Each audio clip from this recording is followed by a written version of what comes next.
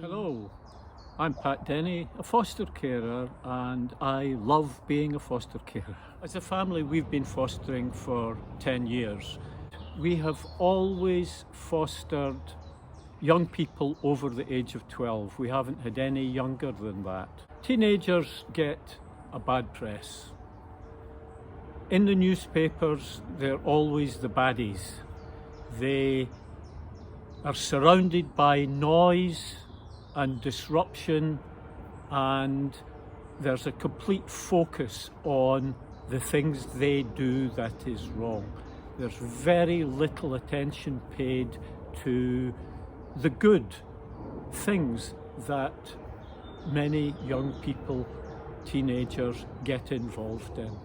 And the truth is, teenagers are going through a difficult time.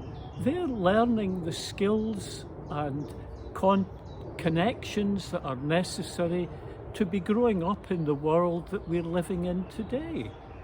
Now, when I approach a new teenager who's come into my life, I try to put myself back in my shoes as a teenager, to think about how I felt, about the trouble I caused, and about the noise I made, and about the way I acted. And to know that the young people who are coming to me are facing the same kind of difficulties that I have, but more complicated, because they have come from homes in which trauma has been a very important part of their life, and that has made them trust their instincts and trust themselves rather than trust their family. And I know that every teenager that came to me didn't trust me, they trusted themselves. When you're young and small, you need your parents to look after you, to keep you safe, to nourish you, to nurture you, and to make sure that you have life experiences that help you to develop and be happy. Very many of the young people who come to us don't have that. We all have a common bond, an experience of life that absolutely everyone shares. And that is, none of us choose our parents. I didn't choose my parents. I didn't choose the time, place, or circumstances of my birth. I didn't choose how I was parented.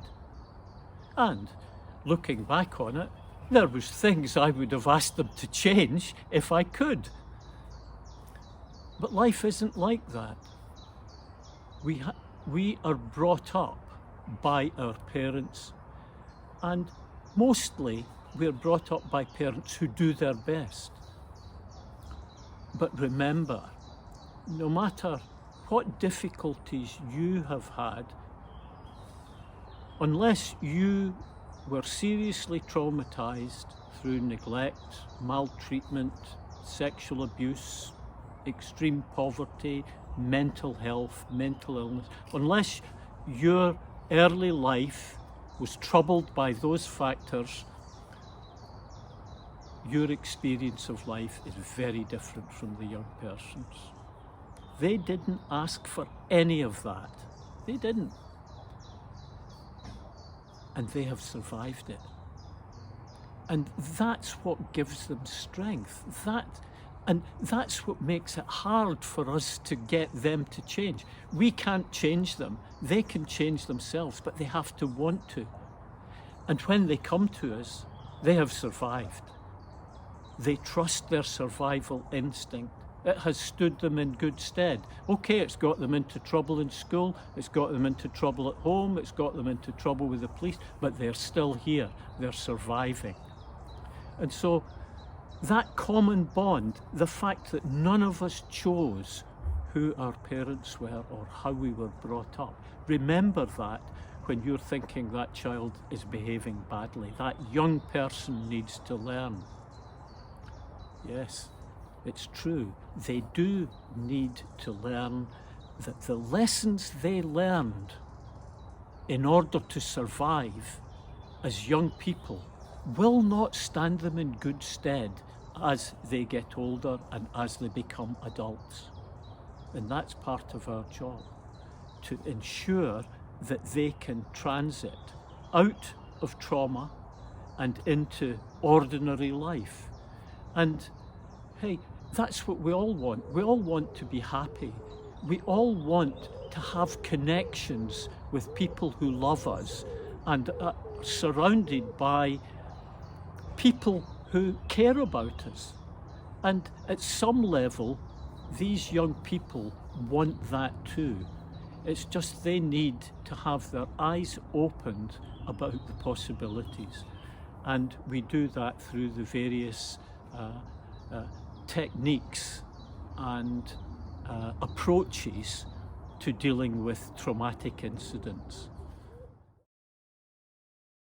Important that you don't take things personally. When the young person is acting out, when they're outraged, when they are angry, they're acting instinctively. They haven't had a thought process that says, I'll show him. Something has happened that's triggered them and they're off on it. And our job is to find out what the triggers are. And we do that by tracing back to what happened. What happened? What was the trigger? How did you come to do the things that you did? How did you feel in your body? How do you react? That's a sign that most people have when they're angry, a kind of clench your fists. That the young people who come to us face is their instinct telling them there is danger. Protect yourself. And what they do is they fall back on previous behaviours that have worked for them, and they do it again. That's why their behaviour is repetitive. They're repeating things that used to work for them, that they think works for them, but will get them into trouble. As they are led to understand that whatever they do in that mode, in their survival mode, has consequences. But the consequences have to be reasonable and as connected with whatever they've done wrong as possible. So at whatever age the young person is at, dealing with the traumatic outbursts, the anger, is really important. It's important how you do it. And I think when I talk about dealing with anger, I always come back to patience, tolerance, resilience, and being non-judgmental and a good, active listener. And they're frightened very often of everything. They don't want to do things they haven't done before. They don't like new school. They don't like coming to our home to begin with because it's not what they know. And because they have to act instinctively, they know how to act in their own home. And they can't act like that with us. Dealing with challenges is the most important part of looking after a child if we're to help them to deal with trauma. Having routines, sorting out daily life in such a way that you have rules, regulations that are not too strict but are not too lax, but that are clear and understood. That's really important because we live our life not in trauma, not being challenged all the time. And how we do that is important because it gives us an opportunity to show young people how we deal with problems, how we deal with things when they go wrong. how we deal with our own anger, sadness, and so on. And that's all important, but the really crucial part of what we do is dealing with outrage, dealing with meltdown in the young people.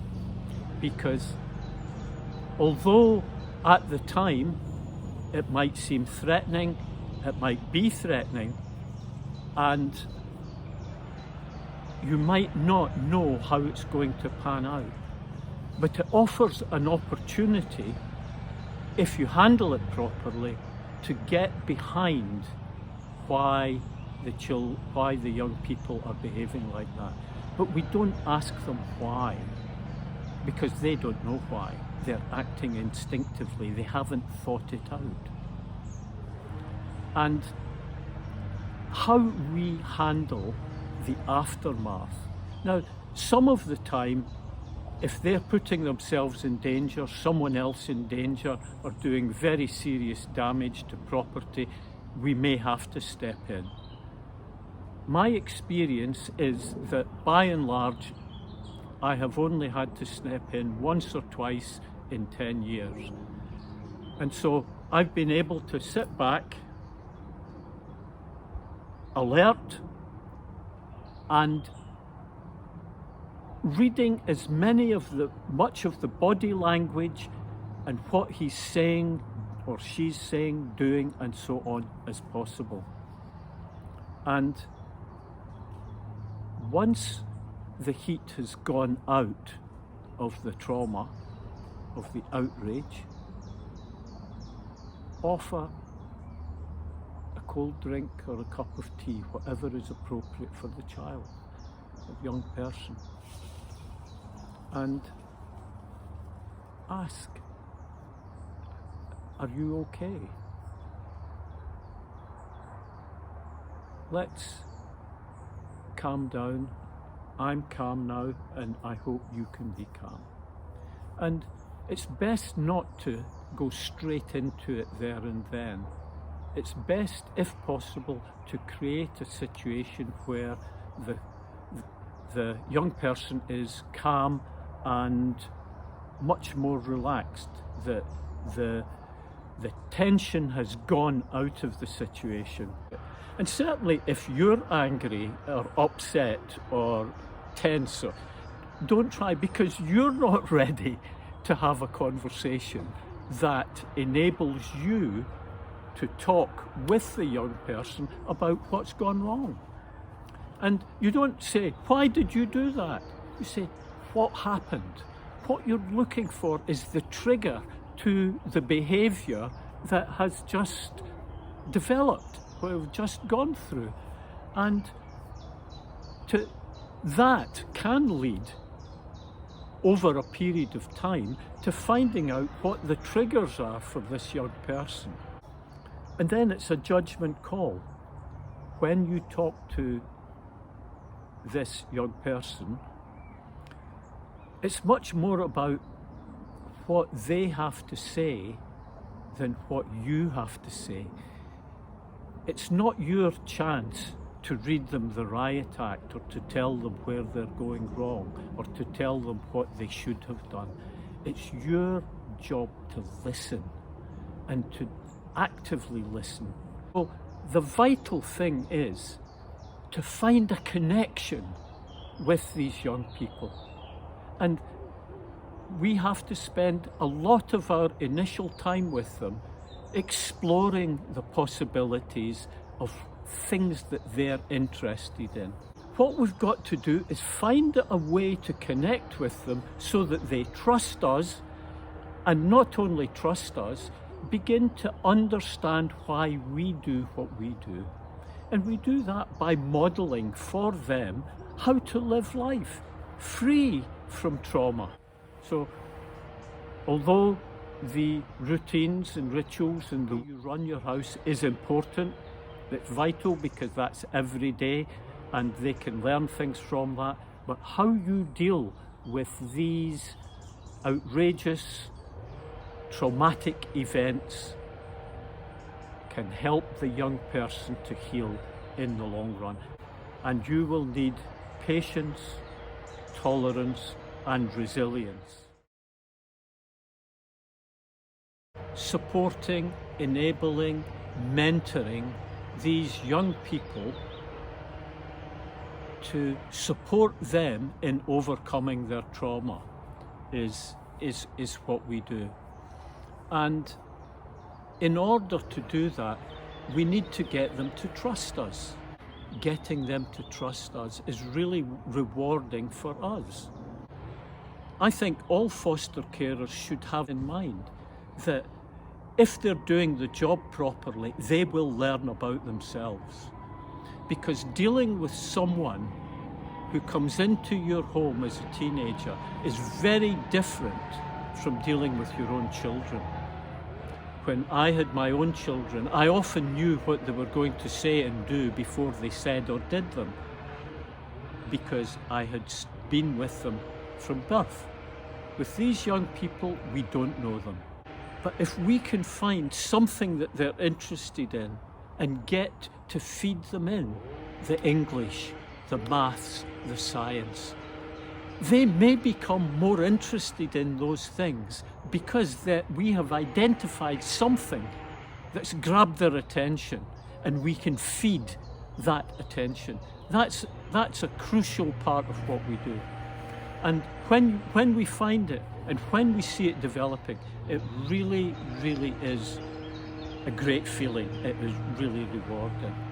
Have to accept the young person as they come to us. Accept them with their bad behaviour, their trauma and all. And as we see the trauma happen less often, as we see developments in learning, as we see trust beginning to develop, that's wonderful. The fostering service is an open and growth mindset based organisation. They are always interested in hearing what we have to say as foster carers, and they create avenues for us to have our say. One of the reasons I have really enjoyed my time is that I have felt to be a part of something much bigger than just looking after a foster child. I'm part of an organisation that is set up to look after young people. But in order to look after the young people properly, they have to look after the foster carers who provide the frontline care. And I think they do that very well. I'm not saying they never make mistakes. They get things wrong, just as I get things wrong, and you will get things wrong. But it's how we deal with the things we get wrong that really can make a difference. That this is something that you can take seriously as an opportunity to do something that's good in the world that you will benefit from personally. I know that in addition to all the training, I have learned as much from fostering the young people and dealing with the good times, the indifferent times, and the times of crisis. That is a reward for me, and I am filled with pride about what I have achieved in fostering for young people and for myself.